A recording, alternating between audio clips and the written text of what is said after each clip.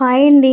Today healthy and tasty మునగాకు పకోడా అయితే నేను ప్రిపేర్ చేశానండి. చాలా ఈజీగా అయిపోతుంది. అందుకోసం మునగాకు, కరివేపాకు, పుదీనా అయితే తీసుకున్నాను. నెక్స్ట్ పిండి అనేది యాడ్ చేసుకోవాలి. జల్లెడ పట్టుకొని అందులోకి వెల్లుల్లి, అల్లం అనేటివి కచ్చాపచ్చా దంచుకొని యాడ్ చేసుకున్నానండి. నెక్స్ట్ మనం ముందుగా తీసుకున్నటువంటి కరివేపాకు, మునగాకు, పుదీనా వీటన్నిటిని వేసుకున్నాను.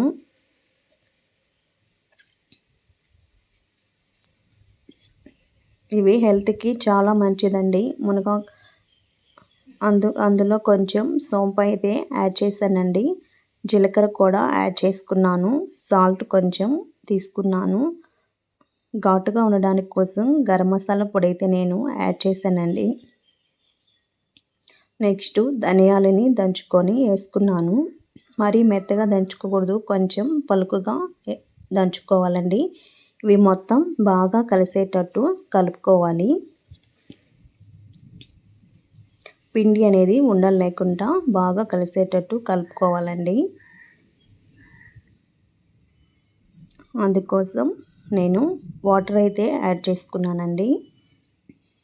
ఆనియన్స్ వేస్తే వాటర్ అనేది అవసరం లేదు, బట్ నేను ఇక్కడ ఆనియన్స్ అనేటివి యాడ్ చేయలేదు కాబట్టి వాటర్ వేసుకున్నానండి. ఇది గట్టిగా క్రిస్పీగా ఉంటుంది.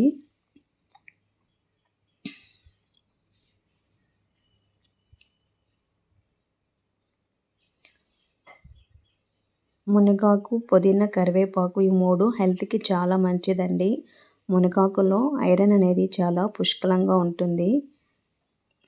కరివేపాకు అనేది హెయిర్ గ్రోత్కి చాలా యూస్ అవుతుందండి. ఒకసారి ట్రై చేయండి, చాలా బాగుంటుంది. నెక్స్ట్ ఆయిల్ అయితే హీట్ చేసుకోవాలి. అందులో మనం ముందుగా ప్రిపేర్ చేసుకున్న పిండి అయితే పకోడాలాగా వేసుకోవాలండి.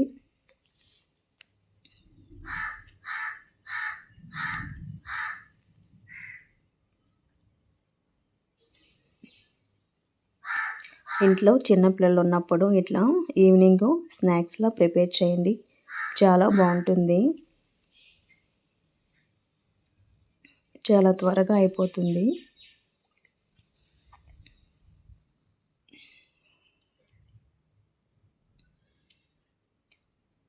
ఒకసారి అంతా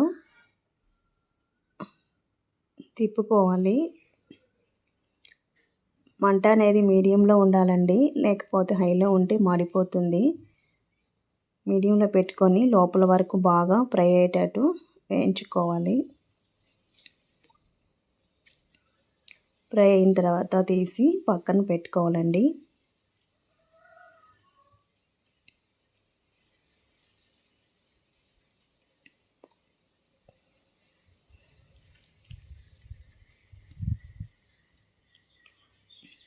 వర్షం పడేటప్పుడు ఇట్లా వేడిగా పకోడా చేసుకుంటే చాలా బాగుంటుంది.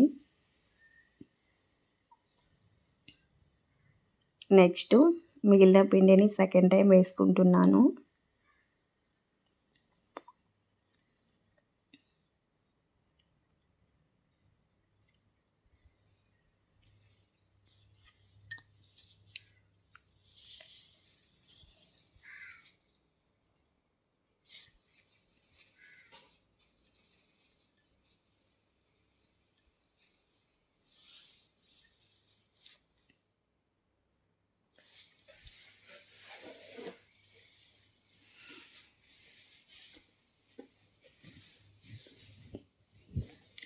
ఏంటి గరిటెతో తీస్తున్న పకోడా అనుకుంటున్నారా? మా ఇంట్లో మా బాబు ఏం చేశారంటే గరిటె తీసుకుని వెళ్ళిపోయాడండి, ఇవ్వలేదు. ఇంకా ఆ టయానికి ఏదో ఒకటని తీసుకొని ఇంక మాడిపోతుందని చేస్తున్నాను. పిల్లల్ని డీల్ చేయడం చాలా కష్టం కదండి. ఒకసారి ట్రై చేయండి, చాలా బాగుంటుంది. Thank you.